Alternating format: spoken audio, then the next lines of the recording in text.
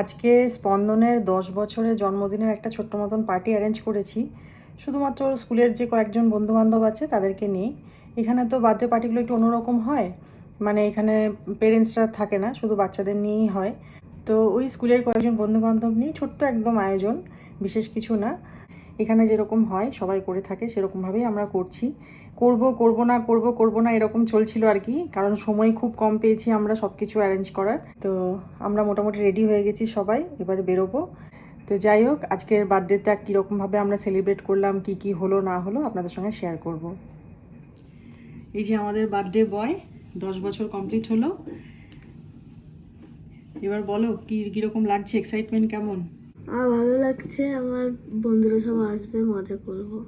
তাই? আর আজকে থিমটা কি? মাইনক্রাফট। স্পন্দনের এক এক বছর এক এক রকম ভূত চাপে। একদম ছোটবেলায় বেশ অনেক বছর ছিল যে স্পাইডারম্যানের ভূত, মানে কেক আসবে স্পাইডারম্যান, ড্রেস আসবে স্পাইডারম্যান, মানে সব কিছু স্পাইডারম্যান।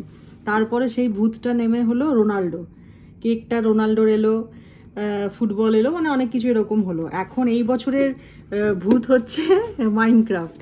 ওর মাথায় এখন মাইনক্রাফটের ভূত চেপেছে, সেই কারণে জামাটাও পরেছে একদম মাইনক্রাফটের জামা, মানে টি শার্টটা মাইনক্রাফটটা।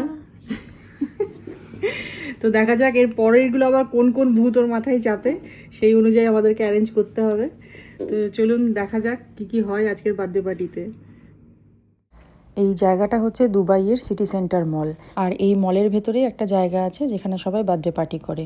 কিছুদিন আগে স্পন্দনের এক বন্ধুর বার্থডে পার্টিও এখানে হয়েছিল, আর সেখানে স্পন্দন এসেও ছিল।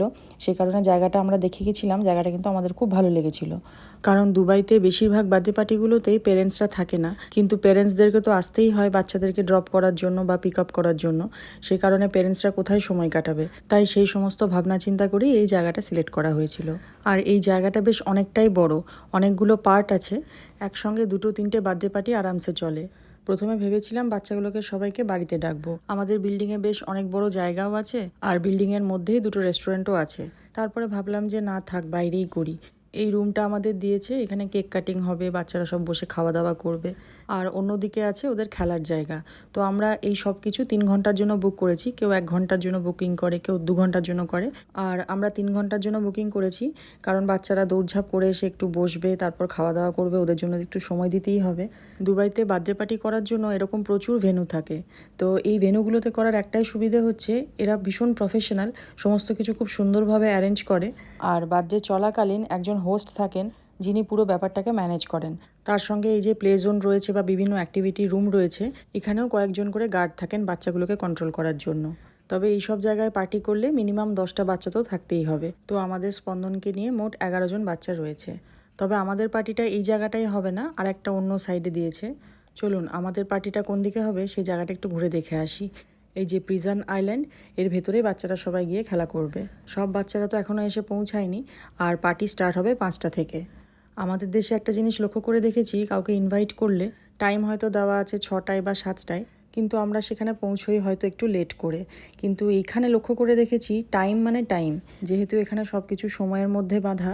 আমাদের পার্টিটার টাইম হচ্ছে 5টা থেকে 8টা অবধি, কিন্তু এখানে আমাদেরকে বলা হয়েছিল যে আপনারা যখন ইনভাইট করবেন তখন টাইমটা বলবেন 4:45 থেকে, তাহলে 15 মিনিট আগে সবাই চলে এলে পার্টিটা শুরু করতে সুবিধে হয়। আর এই বাচ্চাগুলোকে একবার দেখুন, ওদের কোন কোন বন্ধু আসছে সেটা দেখার জন্য একদম এসকেলেটরের মুখেই দাঁড়িয়ে আছে। বাচ্চাদের এই এক্সাইটমেন্টগুলো দেখতে এত ভালো লাগে। আমি এতদিন ধরে যত বার্থডে পার্টিতে গেছি, বাচ্চাদের এইরকম আনন্দ হুল্লোড় দেখে মনে হয় ওরা যেন এরকমই থেকে যায়, আর কোনোদিনও যেন বড় না হয়। কারণ ওদের এই নির্ভেজাল নিষ্পাপ মনগুলো যত বড় হবে, যত দিন যাবে, তত সব পাল্টে যাবে। আর এখনকার বাচ্চাদের কাছে বার্থডে পার্টি মানেই ভীষণ আনন্দের একটা বিষয়। তাদের পার্টিতে গিয়ে খাওয়া হলো না হলো ওইসব ওরা দেখে না, কিন্তু পার্টিতে গিয়ে কতটা খেলা হলো, কতটা আনন্দ হই হুল্লোড় হলো, সেইটা নিয়ে কিন্তু ওরা ভীষণ সজাগ। তবে এই সমস্ত ভেন্যুগুলোতে খাবারগুলো কিন্তু একদম ফিক্স থাকে, মানে আমি আমার ইচ্ছে মতন কিছু যে খাওয়াবো বাচ্চাদের সেটা হবে না। আর অ্যাডাল্টরাও যদি কিছু খেতে চায় তাহলেও তাদেরকে কিডস মিলই খেতে হবে, অ্যাডাল্টদের জন্য কোনো রকম অপশন থাকে না, যেহেতু পার্টিগুলো পুরোপুরি বাচ্চাদের নিয়ে হয় সেই কারণে। স্পন্দনের বন্ধু বান্ধবরা সবাই আসতে শুরু করেছে একে একে, আর ওদের খেলাও শুরু হয়ে গেছে। এবার ওদের প্রিজন আইল্যান্ডের ভেতরে নিয়ে যাবে, যেহেতু টাইম হয়ে গেছে, কিন্তু এখনও 2টো বাচ্চা এসে পৌঁছায়নি। দুবাইতে কদিন ধরে এত ট্রাফিক হচ্ছে, আর ওরা বললো নাকি ট্রাফিকে আটকে আছে। ওরা এখন সবাই মিলে ভেতরে যাক, আমি ওই 2টো বাচ্চার জন্য বাইরে একটু ওয়েট করি, নয়তো বাচ্চাগুলো বুঝতে পারবে না যে পার্টি কোথায় হচ্ছে।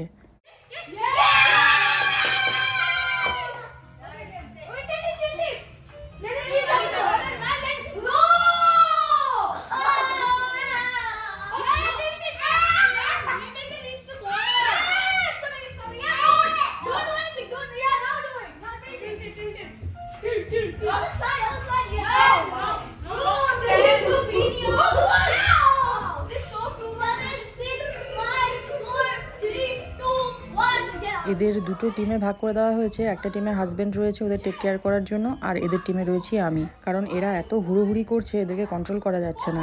যদি খেলতে খেলতে কারোর কোথাও আঘাত লাগে বা কিছু বিপদ আপদ হয়ে যায়, তাই এদিকে আমি আর অন্যদিকে হাজব্যান্ড একদম সিসিটিভি ক্যামেরার মতন তাকিয়ে আছি ওদের দিকে।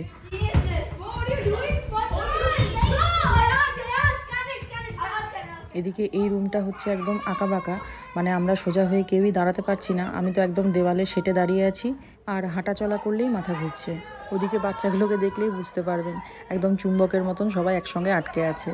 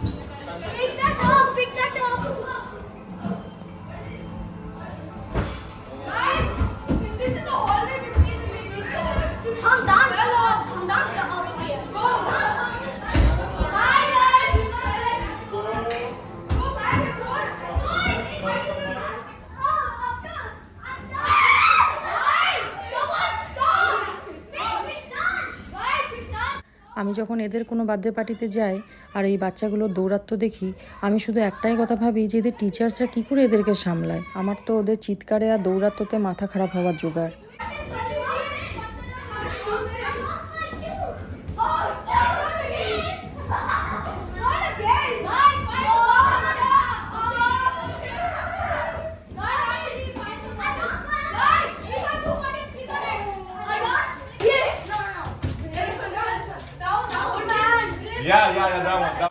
এই যে ইনি হলেন আজকের আমাদের পার্টির হোস্ট বা গার্ড, যাই বলুন না কেন, উনি আজকে সমস্ত কিছু ম্যানেজ করছেন।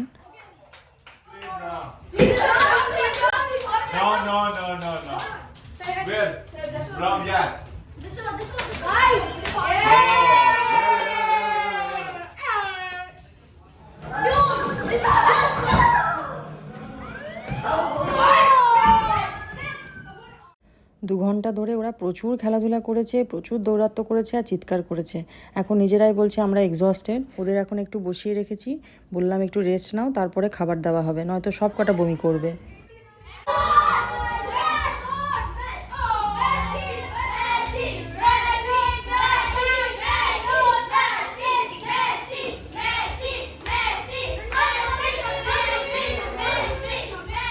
তো এই বছর স্পন্দনের বার্থডের থিম হচ্ছে মাইনক্রাফট, তাই ওই থিমেই কেকটা বানানো হয়েছে।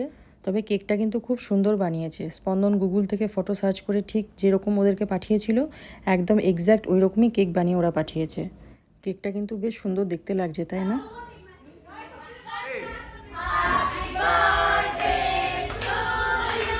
Louder!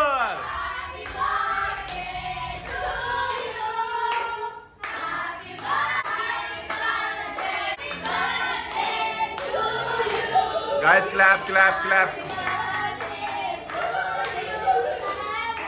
Clap.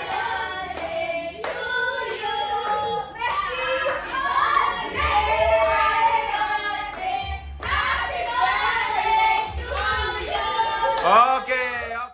তো আগে আপনাদেরকে বললাম যে এখানে কিডস মিল থাকে আর মেনু একদম ফিক্স থাকে। তো ভেজের মধ্যে 2-3 রকমের অপশন ছিল পিৎজার, তার মধ্যে যে কোনো একটা চুজ করতে হবে। তো যারা ভেজ খাবে তাদের জন্য নেওয়া হয়েছে মার্গারিটা পিৎজা, আর যারা ননভেজ খাবে তাদের জন্য রয়েছে চিকেন নাগেটস উইথ ফ্রেঞ্চ ফ্রাইজ। এখানে ননভেজ আইটেমের মধ্যেও কিন্তু চিকেনের পাশাপাশি বিফও থাকে। তবে আমরা এখানে যে কজন আছি, মানে আমরা বা স্পন্দনের বন্ধু বান্ধব, কারোরই এটা চলে না।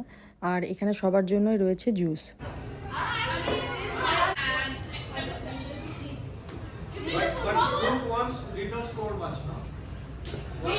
We landed in penalty. And who else? Me six. The cheesy part. Me seven. Me six. And then your Penalty. and you? You brother? Orange juice? Okay, your. Did you enjoy? Did you enjoy the party?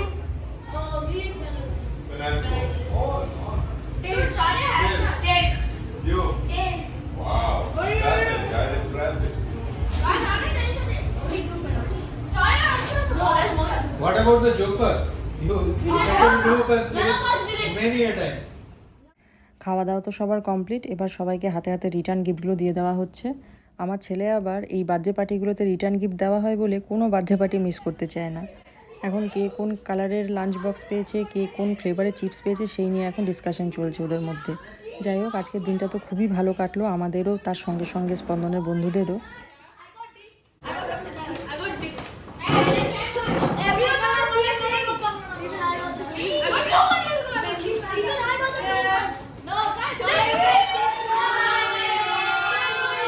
Say louder, guy.